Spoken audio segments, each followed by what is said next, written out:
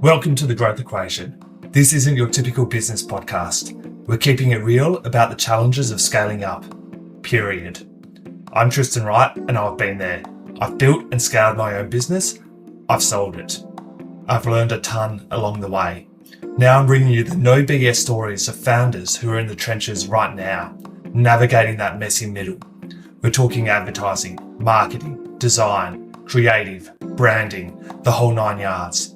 Doesn't matter if you're a solopreneur or running a team of 100. Everyone's got a secret sauce, that thing that makes them different, better. We're going to uncover it. So grab a coffee and let's get real. Today we're talking to Brian. Brian, welcome. Love to hear a bit more about you and your business.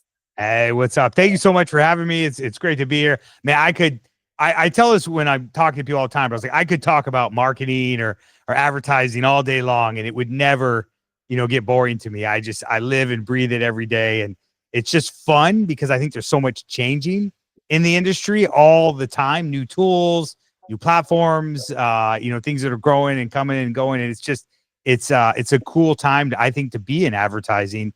And that's, I'm excited to be here.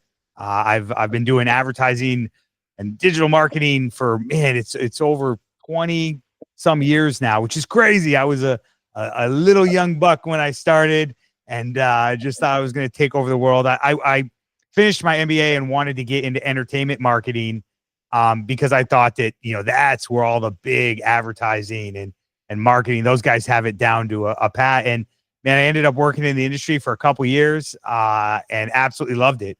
I had a great time and eventually had an idea while I was there and for a company, and I built it and eventually sold it. And then from there, did a couple corporate jobs until I eventually opened my own agency called Advertisement that we specialized. At the time, I launched it right around the time Facebook ads launched. And so I was working for a big company. We were spending millions of dollars on ads every month. And I was kind of overseeing that. And Facebook ads came out. And so I had about a month to tinker with it and realized it was going to be big. So I went to my boss and said, hey, I'd like to go start this agency. I want to do this. I want to make sure you're taken care of. I'd love for you to be my first client. I'll give you a great deal if we can work together. And he was like, yeah, absolutely. Like he was like, are you working for my competitors? And I was like, no, I just think this is going to be big and I want to go out and start it. And he was like, yeah, let's do it. And we've worked together ever since. For over 10 years, we still work together to this day and have a great working relationship. So it's been awesome. You never know that when that boss can turn into that first client and you're off making the switch from a an employee to a business owner, which sounds amazing, but man, there's all sorts of little other things that come beyond that with bills and hiring and firing and all that crazy stuff. But it was good. That's how I started. One guy at a desk in a co-working space in Santa Monica. I'd wake up first thing in the morning and get to work and do everything I could to build and to learn and make sure I was doing the work and then getting new clients, and slowly have made one hire and two hire and have grown from there ever since. And where is it now? What's the business size now? Is it 2 hires, 7 hires, 30 hires? Oh man. So it goes up and down. It's all based on clients. So, yeah. I mean, I think the highest we've ever had it was 45, 50 people, on staff. It's definitely lower than that. COVID hit and we had another, big client leave. And so, we're much smaller than that now, but if on my mind, I'm just like, I want to grow. And every time I see Gary Vee, I'm like, that guy has more people than me. So that's who I have my eyes set on is how do I get up with that VaynerMedia and start dealing with the big guys. So I've got plenty of room to grow and I just keep, it's fun every morning to wake up and let's get to work. And I have no doubt it will happen. It's just a matter of when. I love it. Like you're clearly passionate about what you do. There's so many business owners that business is a job and it's a drag, but just listening to your energy, you love what you do. Yeah, no, it is weird. I just had a conversation this last week with, when I went to MBA school, I kind of went to school to be a teacher, and I had a friend that's like, I'm going to go get my MBA because I think it will help and with management and long-term goals. I was like, man, that seems very smart. So I went, but there was a dean of business that was big into entrepreneurship. And man, this is crazy, but it was before YouTube and, Tai Lopez and anyone else being like, go start your business. And he was like, dude, you just need to try. And I literally thought that I was like, no, you don't understand. Like Disney or, Jeff Bezos, they're special. They have some special skill. And he was like, what are you talking about? No, go try. And he lit the fire. He's like, come talk to me every week. Tell me about what you did. And that's really how I, went from, just expecting to get a job my whole life to, man, I can do something and be a business owner. And then I realized in that process, I had always been really, really good at marketing. I just wasn't around anyone that did marketing. And I think once I realized that, I was like, man, I want to get in this and live and breathe it. And I've never turned back ever since. And it turns out I was really good at it. And I think it's cool. I think you get to help a lot of people. I think with the part with marketing that's fun is I call it Farmer Brian, because I'm just helping things grow. Right. I could be outside growing plants, or I could be helping, companies grow their revenue and their bottom lines and save more money for them. And that's the part that I like when, the things line up, and it's almost like a slot machine. Like when you do everything right with your marketing and your product and the business is in line and pricing and ding, ding, ding, ding, all of a sudden when those hit, it's fun to be a part of that when it happens. So that's what I live for. You unlock the magic secret. I love it how you're saying, talking about like this mentor at MBA school. He was basically just saying you need to keep showing up. Like this, yes, you need to have a level of talent or a level of dedication, but you keep showing up, and you'll outlast the others. And as long as you're showing up and learning and applying those learnings, you'll progress and move forward. That's right. Yeah. He was really great. He said, go start a business, come back every week. Here's my office. I'm here. Come poke your head in and tell me what you did. Like, I don't want an hour update. I want a 5-minute update. So he was very open with us. Like, I don't have a ton of time for you guys, but I want to know what you're doing. And so I went with a couple of buddies and we're like, let's start talking ideas. And we would come back, and the first 3 to 4 meetings were horrible. Like, we'd be like, this is what we want. And he's like, that is the dumbest idea I've ever heard, guys. It makes no sense because of this. Go and try again. And so we were like, oh my gosh. And we would go and try again. Next week's like, that one's better. That makes more sense. That one has more potential. There's customers for that. So it was good. Someone that just was frank and honest with us and said, that one's tough. That one's a horrible idea. And it was just great. We were wanting to learn, and he was right there being like, I'll help you guys and go from there. And to this day, I still consider him one of my greatest mentors. Just because he was like, you need to go on that track for entrepreneurship and marketing. And sure enough, once I was on that, everything just kind of fell into place, and work didn't become work anymore. It was fun. Yeah. It wasn't an issue. Yeah. Became enjoyable. Became like a passion. So yeah.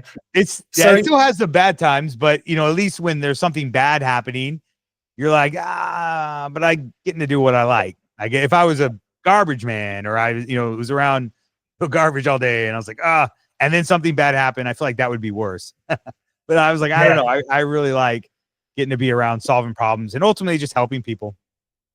And at the end of the day, you've got a vision, a passion, and an end goal. So even when you do have those bad days, you're connected to, you've got a greater purpose that you're enjoying.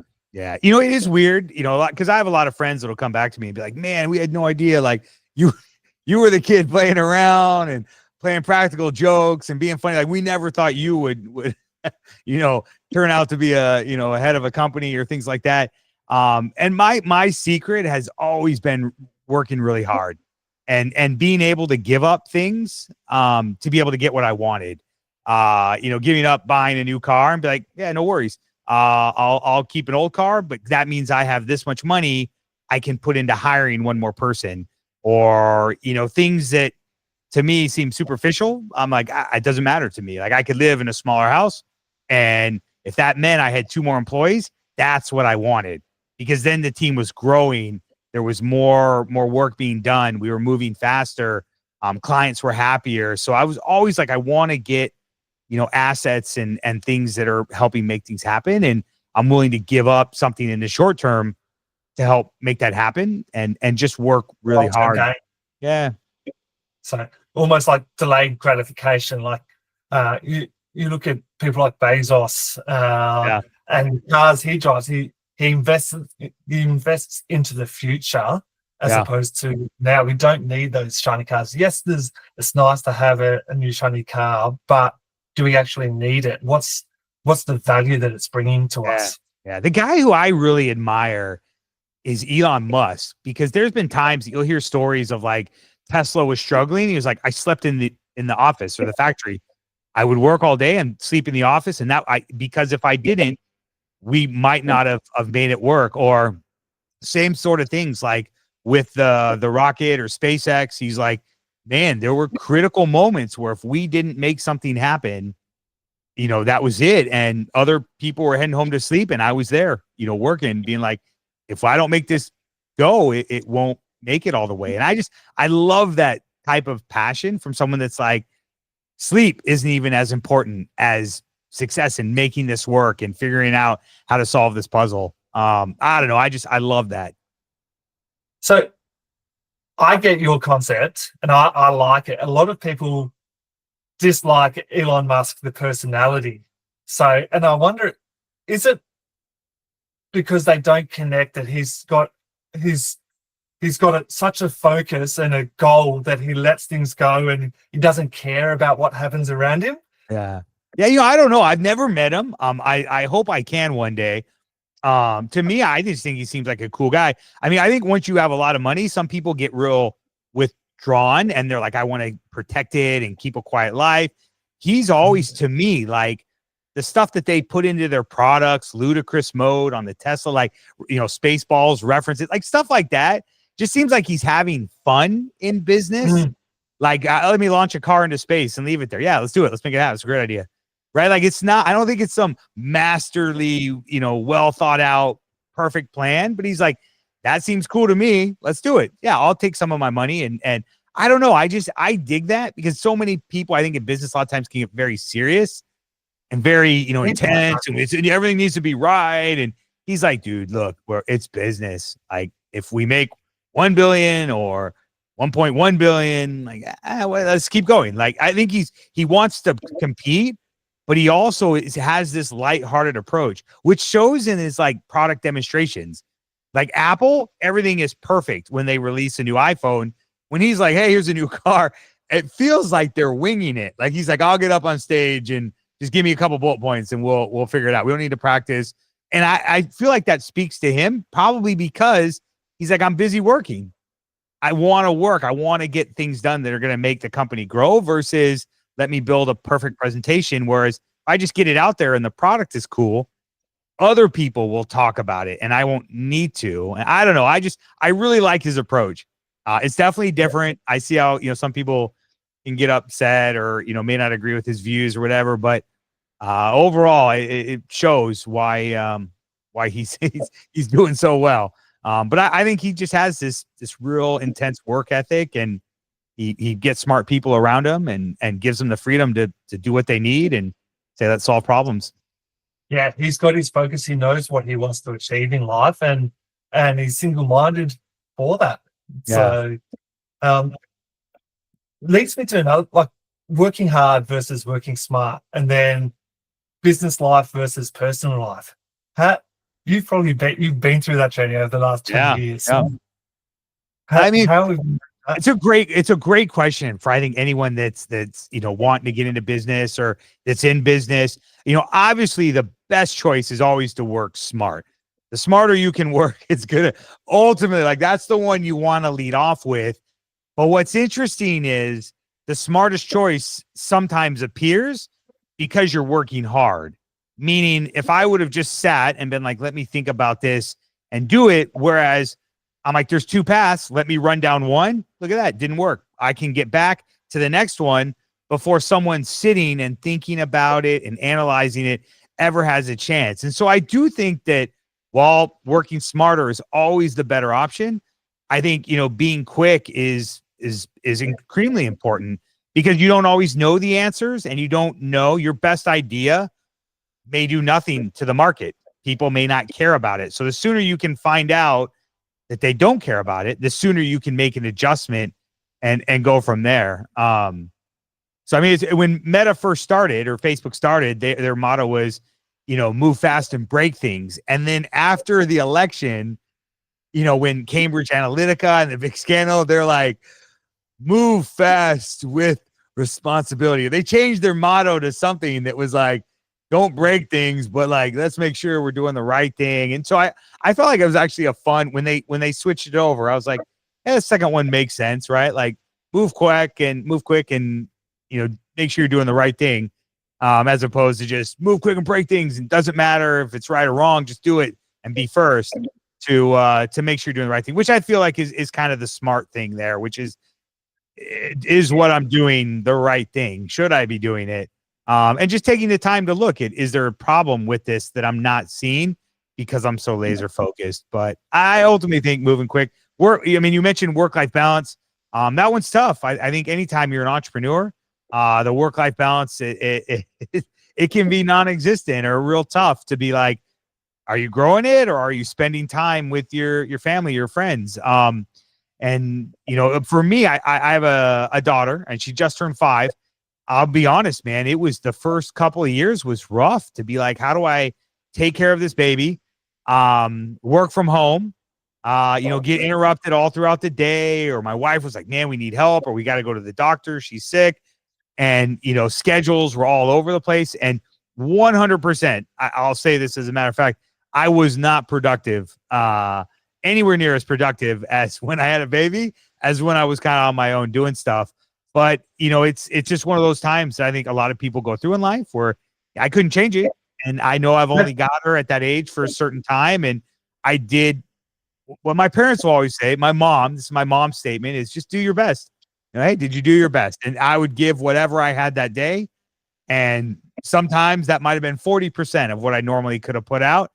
And I was like, man, I'll take that. I'll take that 40% and keep stepping up that hill and keep moving forward. So, with work-life balance, it is tough. Again, man, I had there was a guy we worked with. I don't know, a lot of people know him, but Grant Cardone.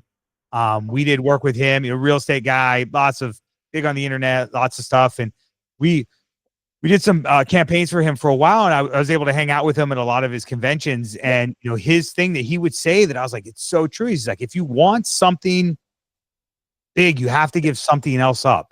Meaning, if you want to become a business owner, you have to give up Netflix. You have to give up video games. You can't spend 8 hours playing video games a day and expect to run a company. Like it's gonna they clash. You have to give one up so you can give time to the other one. You have to give up your money and some of your freedom and some of your time to be able to, if you want to be a business owner, to make that happen. And man, that stuck with me where I was like, that's it. I'm just giving it up just for now. There's a dime that I could go play video games all day long if I want to. And that's what I'm working towards, is maybe I'll do it when I retire in the retirement home, get a little PlayStation and get caught up on all the games I missed. But, yeah, I think it's just a matter of kind of what your priorities are and figuring stuff out. And my wife and I, we made a vision board that we do every year, that we have all the things the goals that we want to achieve for the year. And then we have in the middle 3 big ones that we decide together. And I keep it in my office. It's right over there.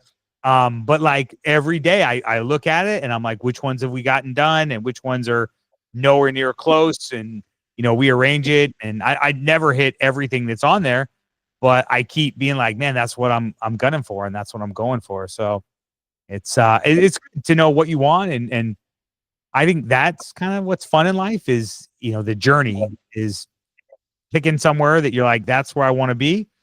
And the process of getting there is what people actually care about. That's what they make movies about. Not, hey, look, I'm a billionaire and I sit and spend all my money and, whatever. It's the process of how they became the billionaire, or the origin story that other people find fascinating. It's the journey. It's a journey. Yeah. You don't realize it because you're always looking for that goal, but that journey, the steps along the way are what makes up life. And that's cool. Well, at the end of the day, once we finished the journey, we're 6 feet under. So we're always setting, we've Yeah. always got to be having new goals. Like we have to enjoy the journey. That's right. That's right. It's absolutely right. Yeah. So because we'll hit a goal and then we'll go again. No matter what, we'll go again until we're 6 feet under. Yeah. So That's right. You know, it's interesting you say that. I had a brother when I was young that got cancer as a kid. So at age 9, he got it. So I was, 5, or I was 7, 6 when he got it, and he had it for several years and eventually passed away when he was 18 or 19. So I was 13 years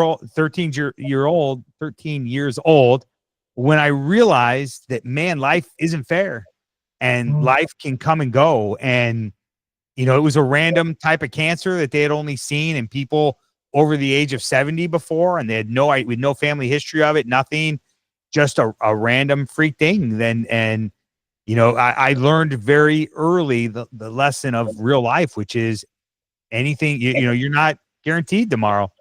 Your life could end at any point. So do, the things you want to do today, say the things that need to be said, work towards what you want. And yeah, it's true. Everyone will die. We're all going to die. It's just a matter of when. And take the time to do the things that are important to you.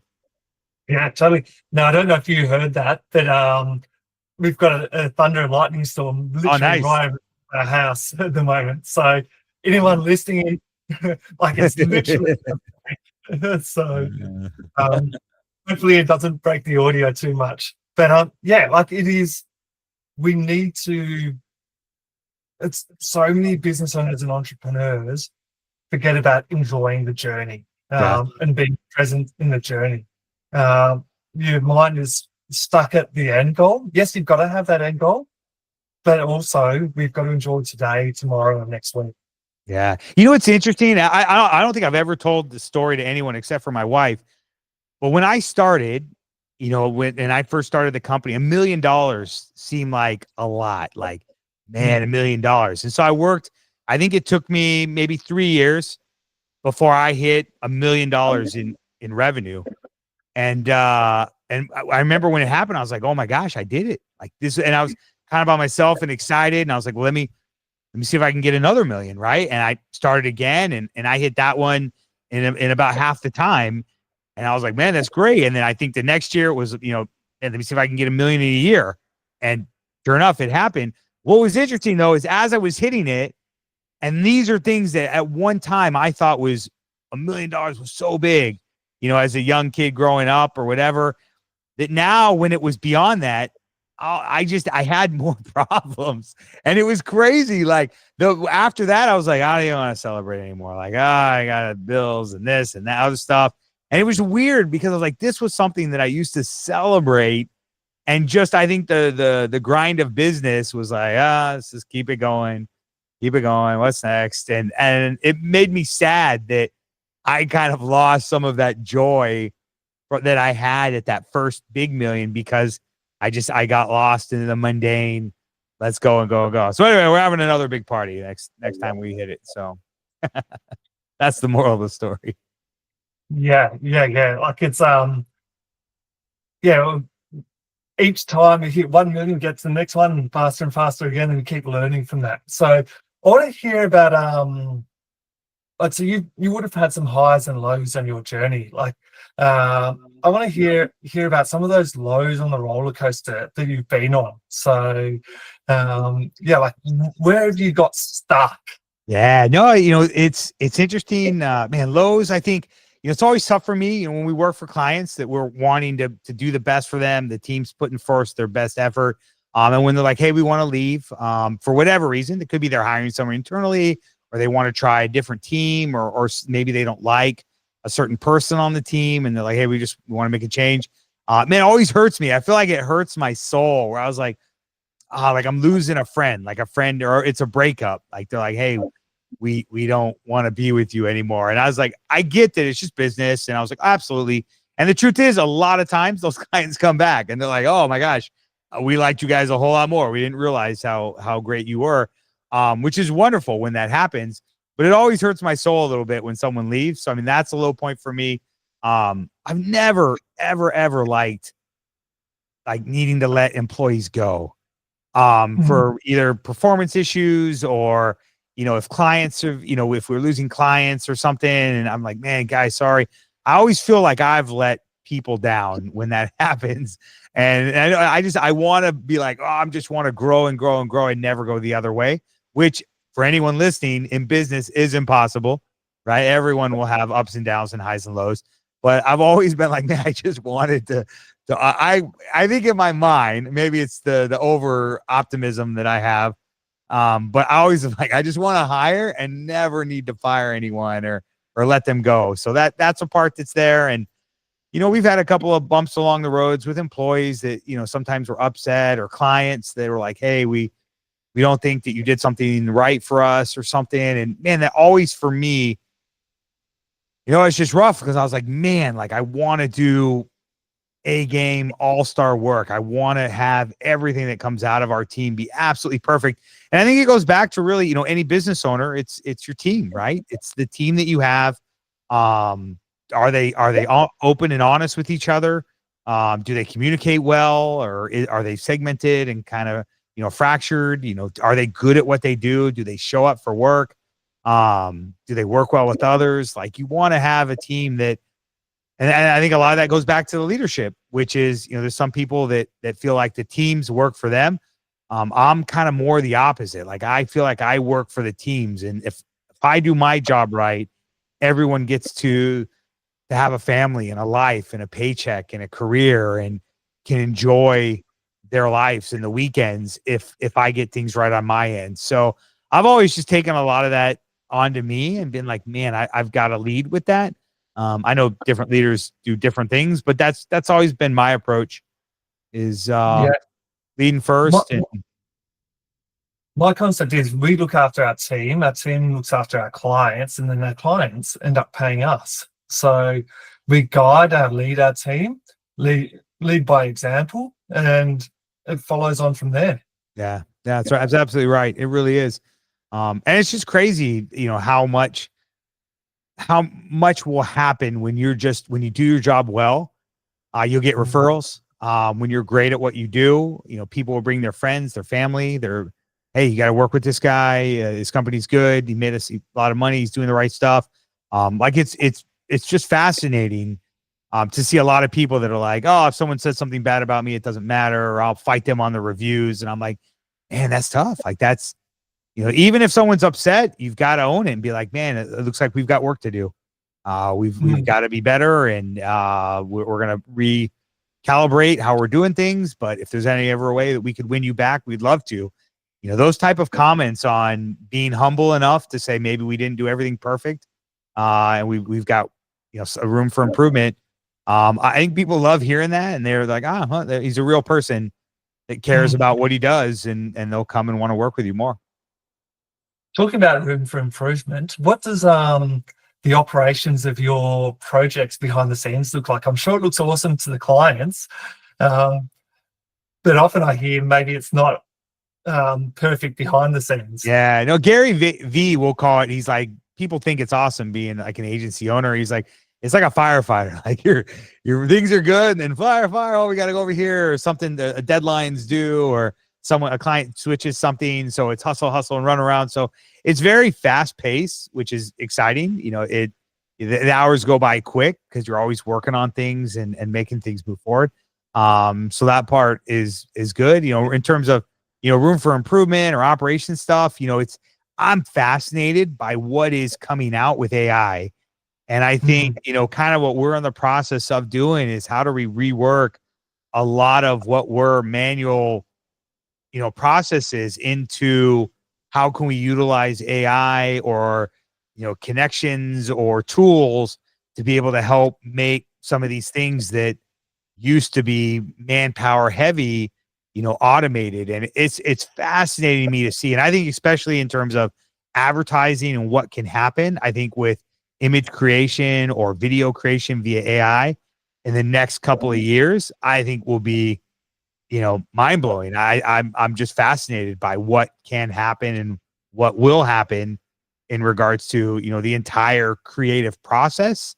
That it is possible that I think someone could have an agency run entirely on AI with no humans. I don't think it'd be very good now, but Mm. I think 5 years from now, 10 years from now, it would be very, very good. And so I think we're in the process of migrating over some of those things and tasks and trying to build in that, which is, just again in itself a whole new problem, which to me is exciting because I think things would change. And not that I want to run an AI or an agency without people, but I think with the help of those tools, it would free up the people to work in new areas that haven't emerged yet, or that we would be able to outperform every other agency because we're able to do 10 times the work of what other agencies are doing with the same amount of manpower. And I think that type of stuff is so exciting to see on the horizon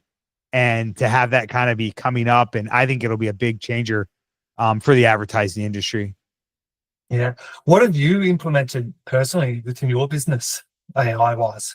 So we use a lot with content creation, and we use hybrid approaches a lot with it. So there's an automation with lead gen and follow ups and personalized emails and things like that can be done. We do a lot with article creation or research or creating infographics. Even on the creative side, there's a lot with image creatives and being able to get clients multiple versions of images. We talked to a client today and he's like, I want to advertise on TikTok. There's a TikTok potential ban coming up. And I was like, look, we don't have a lot of time. We could go straight AI with your content and your video, and we could have something up in 2 hours. And he was like, I love that. Do it. Like, Wow. absolutely. So that type of stuff where I would have to hire an actor or actress. I'd have to get a script written. I'd have to connect with them or get a film crew or have them film at home. Where now, we can take a step back, maybe not be as good, but it's extremely fast. And the client was like, that's what I want, is something that can do that while we work on the next fastest thing that could be created. So I think there's a lot of opportunities and a lot of new creative ways to connect the dots that have never been connected before. And the more I see it, the more I'm just massively fascinated.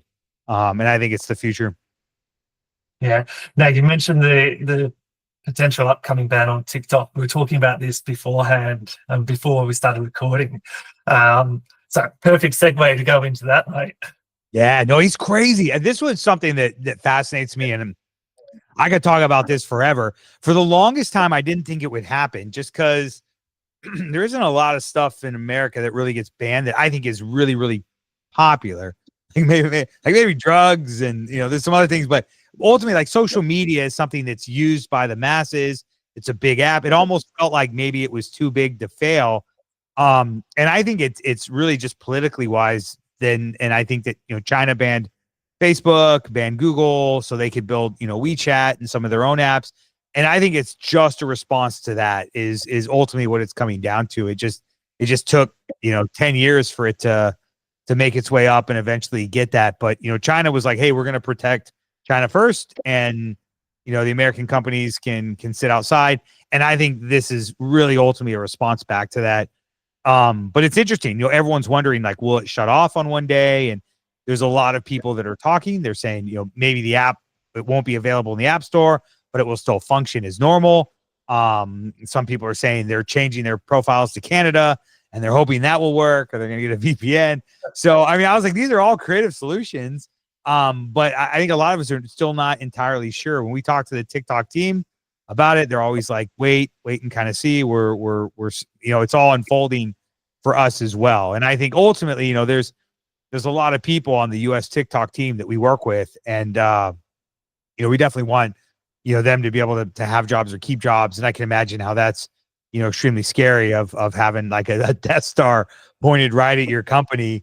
And I just think President Trump, or the incoming President Trump, he's got Elon Musk, who owns Twitter, in his ear. He's got Mark Zuckerberg, who's right there in his ear, and donating money.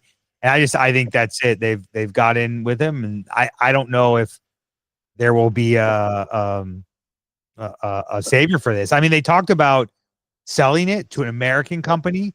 I haven't necessarily heard a lot about that. So unless there's something that's happening internal that they're going to work out where they said you can sell it to an American company, it'll run it, or they'll just let it go. But it's fascinating to watch it unfold. And I don't know, what are your thoughts?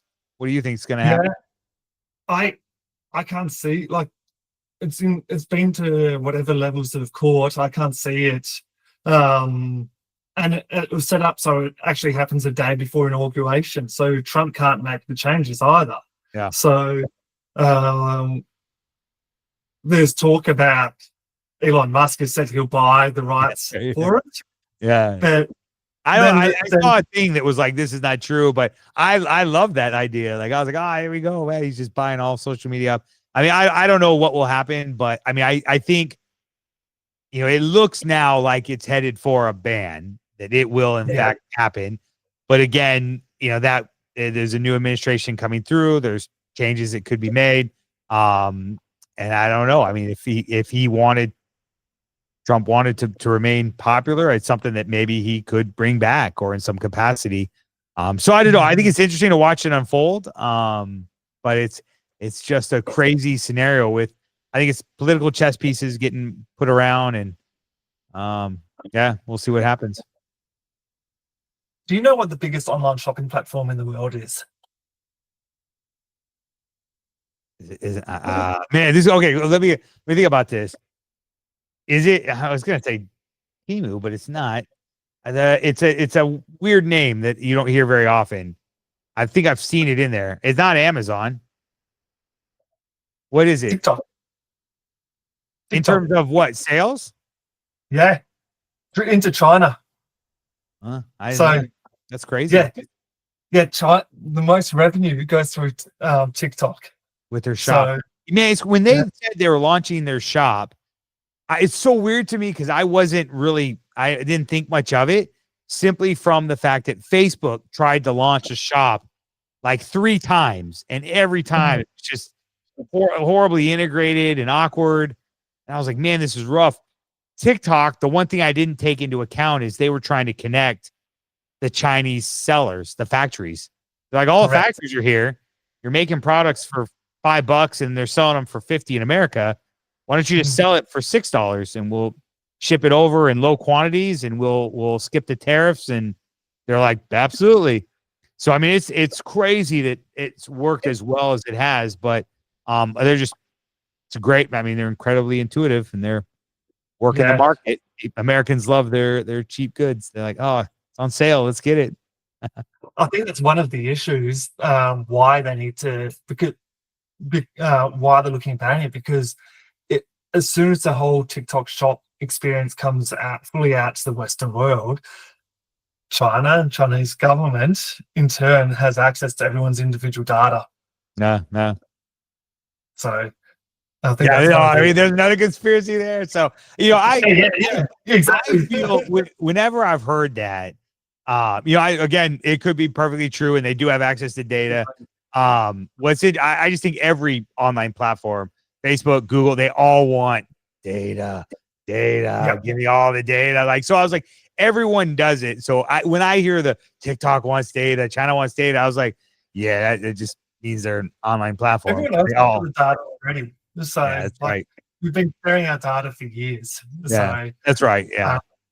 It's just, do we want it? Is it going to a government level or not? Who knows? So I would imagine everything is if they want access to it. So I don't get into much trouble, so I don't really worry about it too much. But I look at it, just focus on ourselves and what impacts us directly. And around us, and there's no need to go down those rabbit holes. Yeah, but I've had some fun conversations with friends when we do go down those rabbit holes, and man, who knows, right? Any of them could be true, but I've definitely had some very entertaining conversations talking about what ifs and what's really behind the scenes. So it's always a good time. Yeah, totally. So, Brian, it's been a pleasure talking to you today, mate. If people want to get in touch with you, what's the best way to connect? Oh yeah. So my company is called Advertise Mint, MINT. So .com, you can go and check us out. We're an agency. We help a lot of business owners grow their business, whether it's e-commerce or lead gen or even app installs. We do a lot with that. We manage all the platforms now. So we have an incredible team. We do a lot with Meta ads, TikTok ads, Google ads, and then all the way down with the other platforms, LinkedIn, Reddit, Pinterest, streaming ads, OTT ads, a lot of when people come, they're like, what can we do? And our agency really focuses on performance, which is where's the best place to spend $1. And then when we go to $2 and $4, and where is that? Where can we get you the most bang for your buck? And what do we need to be doing so that you are profitable and working from there? We treat our clients' money like it's our money. So if you want to know more about our agency or just chat about your business and what some of the options are available, you're free to reach out. We have a free 30-minute consultation call that you can do at any point in time. And we've got a great email newsletter that goes out for digital marketing. You can sign up for it on our blog. And then the last thing I'd say is, I wrote a book a while ago on Facebook advertising. It's on Amazon. It's crazy. I actually wrote the book 3 times. So I wrote it, and then within like 3 months, someone was like, something changed. It's different now. So I was like, oh yeah, I'll write it again, and rewrote a lot of it. And then, it kept changing. I wrote it again. And so I've rewritten it 3 times, and there's a lot of great information in there. If you're looking to learn more about Facebook advertising, you can pick it up on Amazon, and it's just a great resource to have in the marketing library of books on your shelf. That's it. Awesome, mate. Thank you very much. You got it. Cheers. Have a great day. That's a wrap. Thanks for tuning into The Growth Equation. If you've enjoyed the show, hit that subscribe button and leave a review. It helps us big time. Catch you next time. And if you want more, head over to evolvetogrow.com.au for show notes and exclusive content.